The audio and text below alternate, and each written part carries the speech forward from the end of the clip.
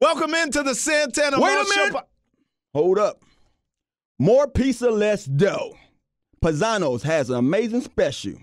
Get a medium one-topping pizza for just $5.99 plus tax. May I add, one pizza, medium that is, one topping for $5.99. Order online with the promo code 599pizza at paisanospizza.com.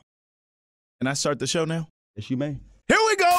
Coming up on the Santana Moss Show podcast, where has Tana been? Here's a hint. It involves two of my favorite things. The Redskins say, call me what you want. But I ain't telling you. You just find out on Sunday. Also, the last time the Washington Redskins started their season out 0-5 was 2001.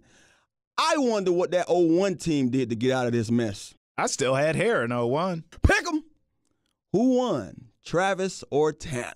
And guess what? Julian Edelman, some things don't need to be disclosed. But you know what? Some things don't need to be told. And you told, check this out. You got an L. That's all I got to say. The Santana Moss Show podcast starts right now. It's a Santana Moss Show. Number 89, hustle all the time.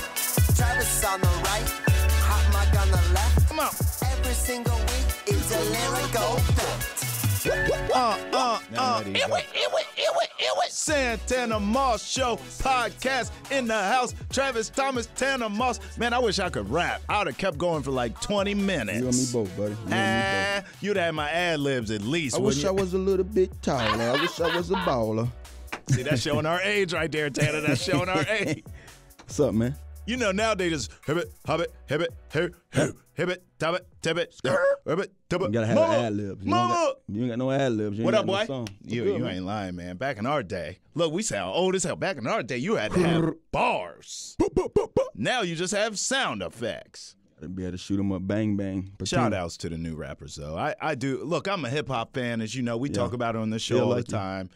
It is what it is. If we were coming up now, we'd be all about this wave, too. I'm about the wave now. I mean, I listen to it because you have to. But I think when you have guys like Ricky Rose, Jeezy still around, Wayne still spitting, Jay-Z is going to always be Eminem still relevant. around. You know, those guys are going to always bring us back home and let it be known how you should do it. So no, you're right about that. I'm okay with that. Tana, what's happening, man? Last time I saw you, I was at your grand opening. It was a pleasant one, man, too. Ooh-wee. Oh, man, nice turnout. What? Nice turnout. I'm glad you was able to come and be a part of it, man. Didn't know what to expect. Just knowing that the Spinfire, pizzeria was already there and, jumping on board and just trying to rebrand things and doing it a little different.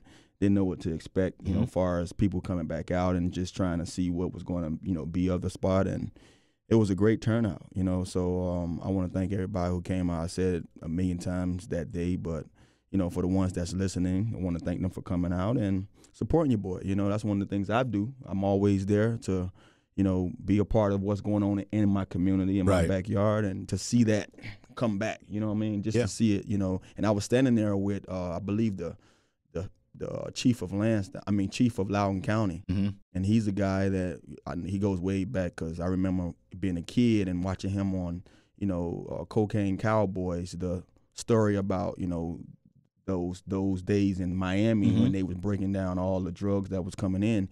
He was a big-time police officer in Miami at the time. Wow. And when he first came out and spoke to my kids from my Moss Academy camp, me and a friend of mine were like, man, this guy look mad familiar. And then we go and watch, we watched the documentary. And you saw him. And we saw him. So we saw him the next year. We told him, he's like, yeah, man. And he told us his whole story about it. But we was sitting there getting ready to, for a photo op, and he kind of just, whispered out the side of his mouth, you sure do have a way of bringing them out.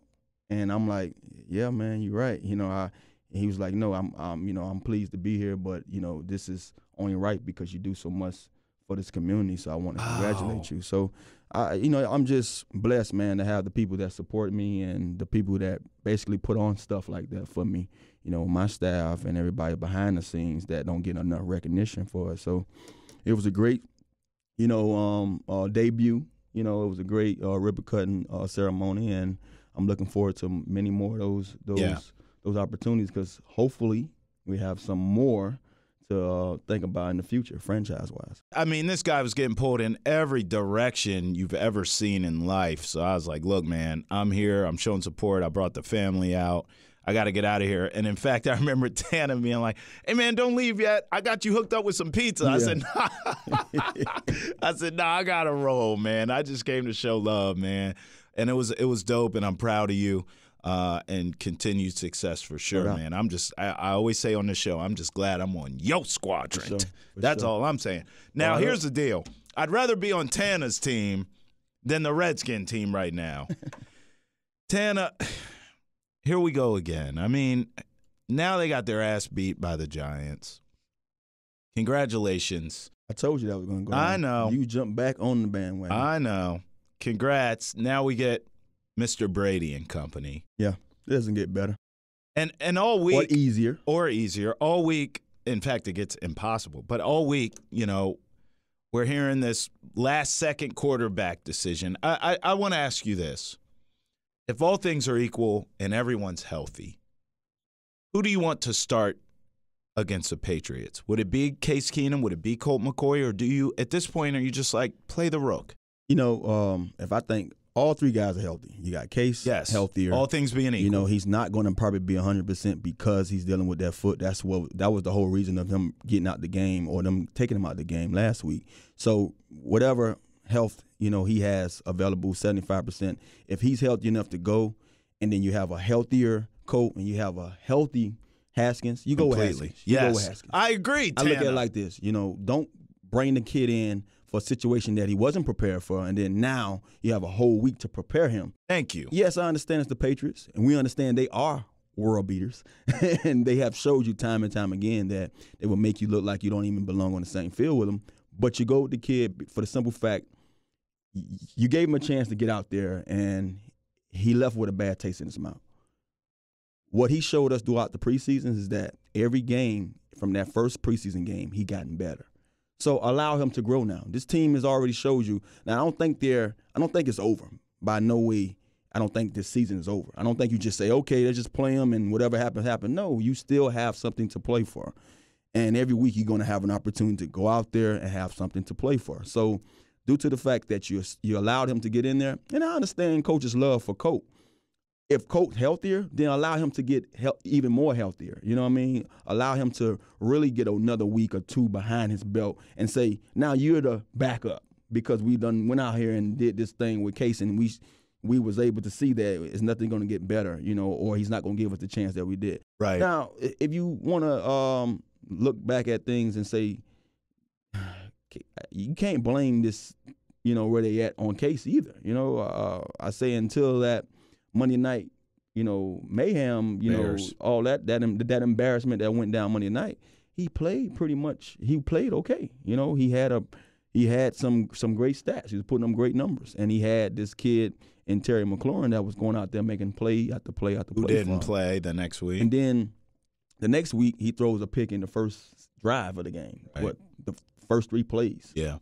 And then you look at him and he overshot, Trey twice on potential touchdowns. So one thing about this game, man, you're going to have those ups and downs. So I don't think he just played himself out of that position. I feel like where we at right now as a team, it's only right that they went out there and put Haskins in. And, Coach stated that, the quarterback wasn't looking healthy. He had some problems during the week with his foot, and he missed some open shots that he normally doesn't miss. So I had to take Case out. So if you did that and you feel that way, then now you gave Haskins that chance that everyone been waiting on. Regardless of what Haskins, outcome of that game was, right. Now you allow him to redeem himself and go out and play better. So that's why you play Haskins.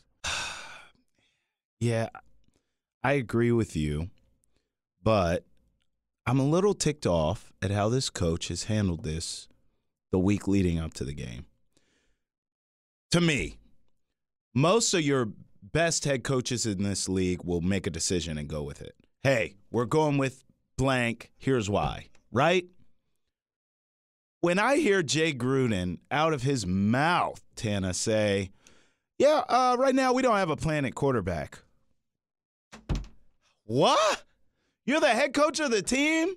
You don't have a plan at quarterback? Are you kidding? Don't believe what you hear or read. I'm going to just tell you that. He said that, though. But don't believe what you hear or read. Look, every team, even the Patriots, they do it better than anybody. No coach wants to give you what they really know what they're going to do because already you're looking for an advantage. So you already know the Patriots is coming in here, and they do it better than any team in the league. They're going to beat you at what you can't do well. Whatever your handicap is, they're going to make sure they're going to make sure that area, they kill you in that area. So they already know one of the things coming in, offensive line-wise, quarterback-wise, they're unsure. So trust me, they have to game plan. If I'm a head coach, I'm not telling you either because I have that opportunity to allow you to wait. And now you have to practice all week long with not knowing which quarterback to game plan for. So I don't think he's wrong by that. No team wants to get opposition that jump on him. So, but believe this. He knows who he's going to allow to go out there. Right. The staff knows. They're preparing the game plan that they in today and throughout this week. They've scripted the game plan for the quarterback that's going to start. And they have other things that they can go to if, they go with someone else. But the guy who they're going to ride with, that game plan went in on Wednesday that, okay, this is the guy, and this is going to be the formula for him to be successful. So don't believe what you hear or read because most of the good teams, and, yeah, we're not a good team right now, but still, these coaches are thinking like most coaches think in this league, and they're going to, as long as they have that gray area to linger that around, they will. And they're going to use it. See, that's where I'm at is, as you said, most good teams in this league and great teams in this league do that. To me, the Redskins don't have the luxury of playing the game of, well, you don't know what quarterback. I mean, listen, I think they can use name the quarterback. To me, I disagree. I actually think naming a guy gives that guy the vote of confidence. No, but he knows, though. That guy knows. That guy already knows. That guy knows, yeah. That guy knows because they practicing with him. They letting him know. He can look at his reps alone. Remember I told you a while back when I didn't really know that I wasn't going to have my uniform in my locker? Yes. But I knew throughout the week something was strange about my reps. Right. So I knew something was going on, but I still wanted to hear it from your mouth, from the that, hey, you're not playing. I knew that my reps were short, so I knew they was leaning another direction, but they didn't tell me I wasn't going to play at all. You know what I'm saying? So these guys know already, like, oh, we leaning on this guy. You know what I mean? Because he has the most reps in practice. The game plan favors him. They know. They already know. Okay, so let's flash back to last week. I said to you that my sources were telling me that Jay Gruden could be done after this upcoming game, okay? Now here we are. Here's a Patriot game. We'll see what happens. We all have a pretty good idea of what more than likely will happen, right? Do you think Gruden is gone after this game, or do you think he'll coach throughout the rest of the season? The deep breath from Tana says it all. I don't know, but it's one of those things. I want to believe that, they could probably give him an opportunity to just, hey, gut it out. Finish out. But when you see some of the mannerisms and just some of the expressions and the feeling of just like, go ahead and cut the cord. Go ahead and take me off my, don't save me. Put me out of my misery. Put me out of my misery. Don't save her. She don't want to be saved. When you see that, the disgust in him, you almost feel like, hey, give the guy what he wants. I don't think no guy sitting in Jay Gruden's position wants to be cut or wants to be fired. No one wants to be fired. But when you're in this situation where you just seem like you can't overcome what's going on, what's the best thing to do, for the organization, I would say that. But I'm pretty sure that Jay Gruden's going to work every week trying to make sure he can make something out of this. Every week, like I said before, every week you have another opportunity. We have a lot. They have a lot going on. I always say we because I'm a part of this organization, regardless if you want to believe it or not. Even though after my playing years, I feel that way. They have a lot going on that seems to always follow them. It's like that cloud that never stops following you. It's almost like the guy from Charlie Brown. Linus, what's his name? Linus. That cloud follows him everywhere he goes. And that's what's going on right now with this regime. Like, they have a dark cloud. One of them is players that's not being healthy. And that's a fact. Every week, it grows and grows and grows. And so you have to almost give him credit. Like, you haven't had a chance to really play with a clean bill of health with all your guys. And that's one of the disadvantages that he has going on him. And then having a guy like he said he spoke of about last week, like, man, you bank on having one of the best left tackles in the game being on your team. And he he's is not taking here. shots at him, dog. It was funny. You notice that? It was funny because, true, we knew he wasn't going to be here. Sure. So, and those guys are not to blame. You know, That's right. It's a whole nother side. They're So, playing well. they The playing offensive well. line's playing well. Flowers are playing Flowers is balling. Penn is balling. phenomenal. You know what I mean? He showed. But remember I told you this. We was talking on one of those shows we did, I believe, Countdown to Training Camp. And I said, I believe with the leadership and the tutelage of Penn, you called that. Flowers would be better. You said he would coach him up. He would coach him up. Yep. And so I'm seeing that. So, you know, Jay Gruden has a lot going on when it comes to just his staff alone, when it comes to the players, I mean. And so I understand how he feels because the players feel the same thing. But at the end of the day, whether he stays the whole 16 weeks or games or not, I don't know. And it's going to be up to the organization. It's going to be up to how much more can they stomach. I don't see these guys being winning the game until after the Dolphins. If that. Damn. If that. You know. Well, let me ask you this. If the Redskins lose to the Patriots by a field goal or a touchdown, does that matter? Then if they go out and get demolished, by 5 touchdowns. Look. Right? Embarrassed again. Right. Would make you say, you know what, I have to. So that matters. It does matter because, look, I've told you this time and time again.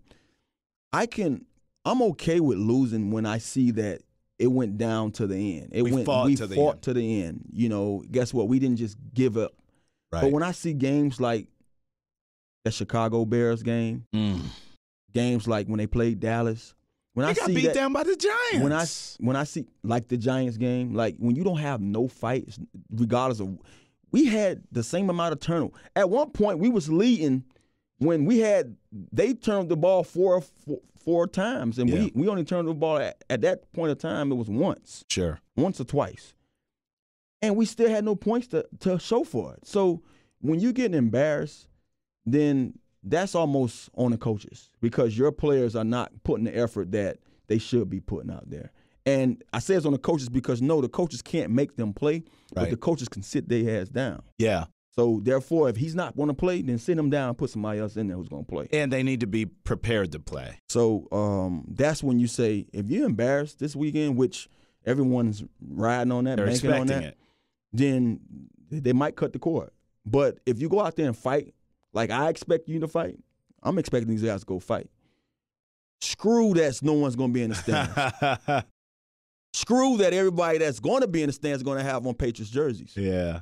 At the end of the day, regardless if you like Jay Gruden or not, you have a job. Go out there and support your team.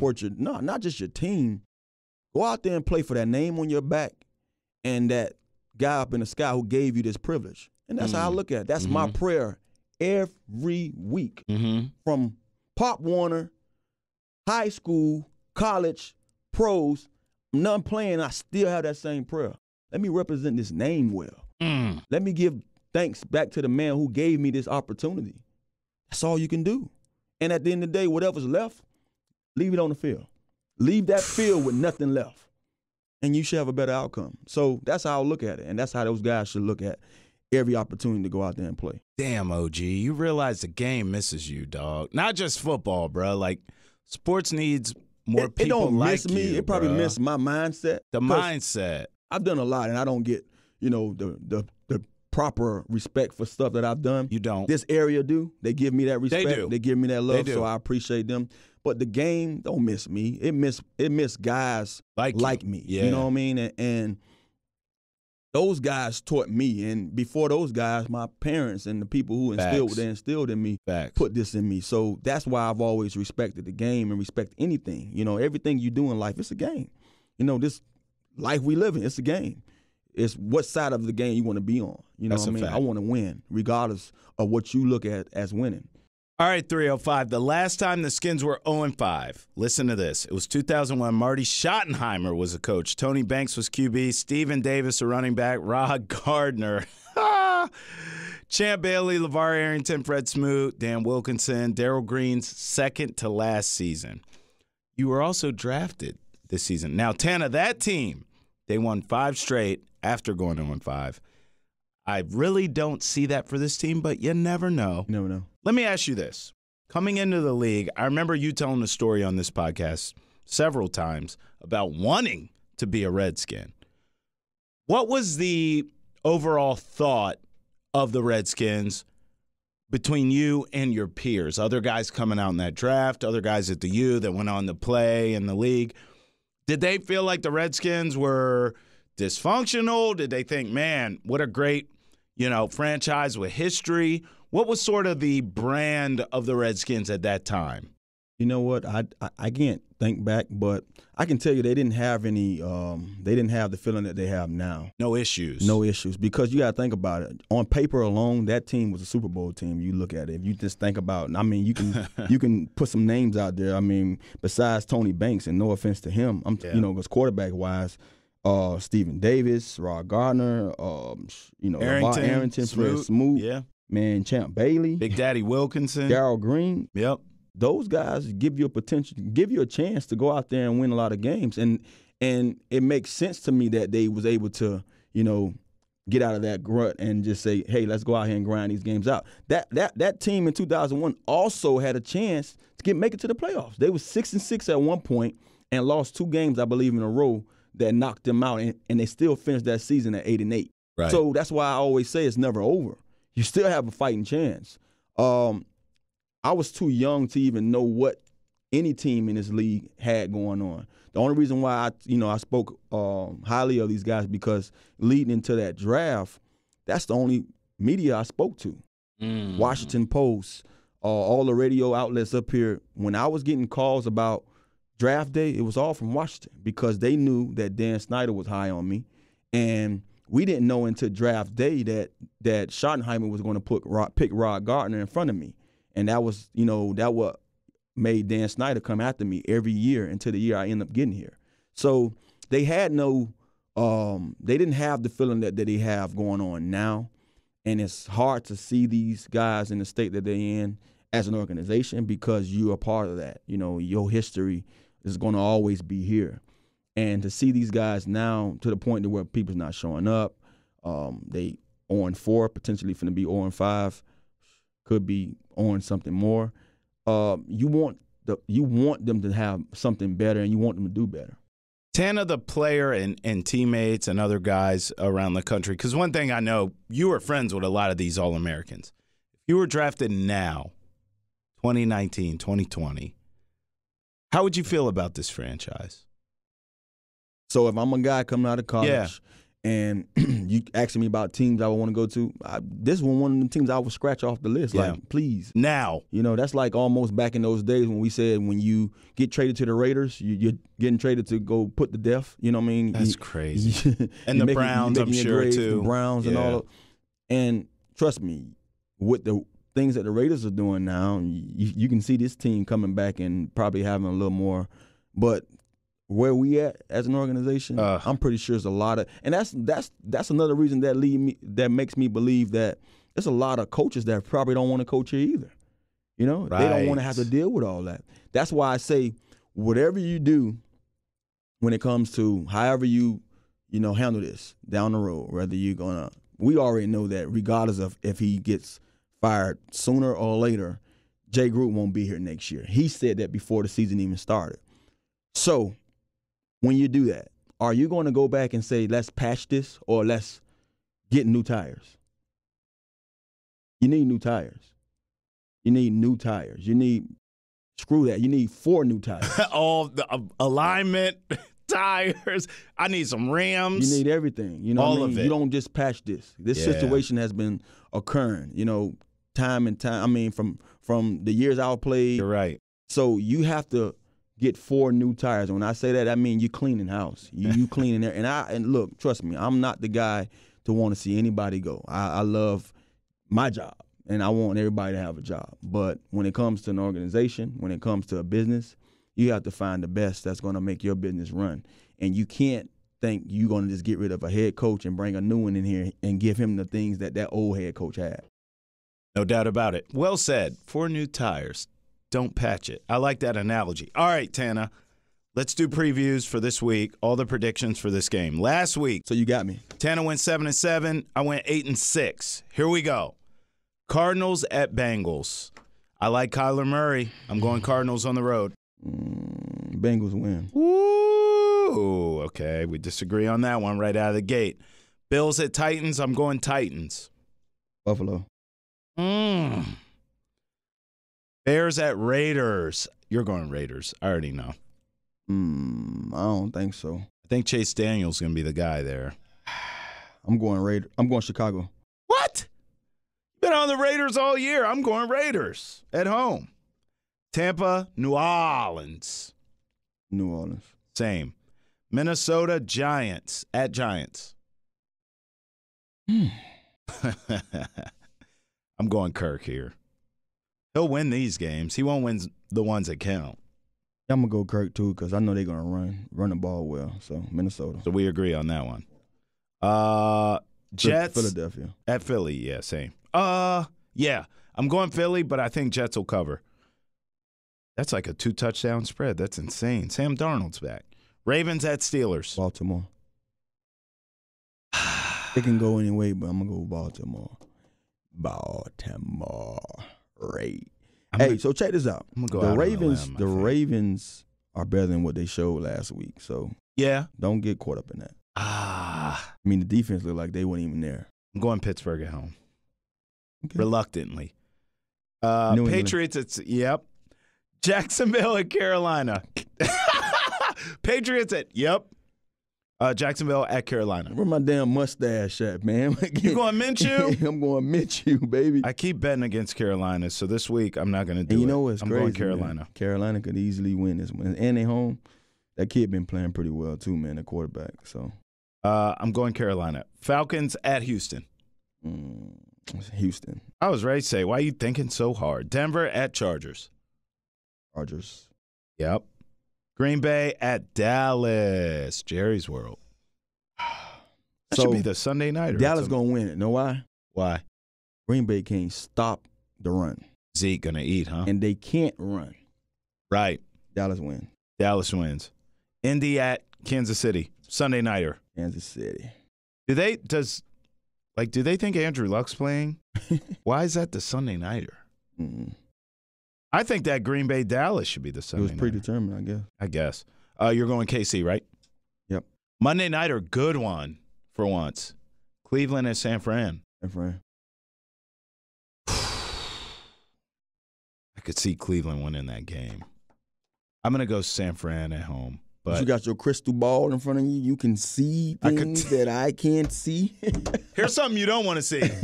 Taking L's this week, Julian Edelman said he saw Coach Bill Belichick in the hot tub, bucket naked. Yeah, Lord. In the nude.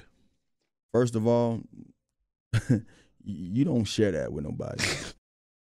See, that's a way to get. If Julian Edelman wasn't a Super Bowl MVP, Belichick would be finding a way to get him kicked off the team. He better be lucky he's one of those prototypical slot receivers that's should have right kept now that to probably himself. the best in the game. You keep that to yourself because honestly, look, I'm not sharing. I don't even want nobody to know that I saw that. You know what I mean? That's something that I don't want to see. So big L, big fat L, Edelman, like save that. So if you walked in on me, I'm bucket naked in the nude. Nobody You would knows. never share it on. I didn't even see you. I'm walking. I'm turning my head, and you can act funny with me the next day, like Tana, like, "What's up, bro? What's up, bro? How you doing?" I'm act like I never saw anything. I'll tell you off camera why, but my friends walked in one time. I was in the nude, and they walked out. They handled it the way you would. They walked out like never saw that. But I heard the door, right? The next day, I got cussed out so hard. I have never been cussed out like that in my life. First of all, you can't cuss me out for doing something I'm doing. Well, you going to be hello. mad at what you saw, but you can't curse me out for what I'm doing. So at the end of the day, whether you like it or not, that's how Belichick feel. Whether you like this or not, this is my time. It is what it is. The hot tub is to me. So you be excused, not me. Edelman get an L for sharing that. Keep that to yourself.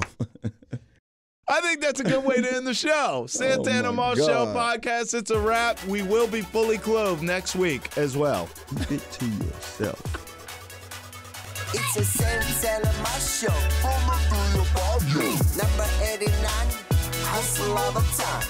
Travis on the right, hot mic on the left. Every single week, it's a lyrical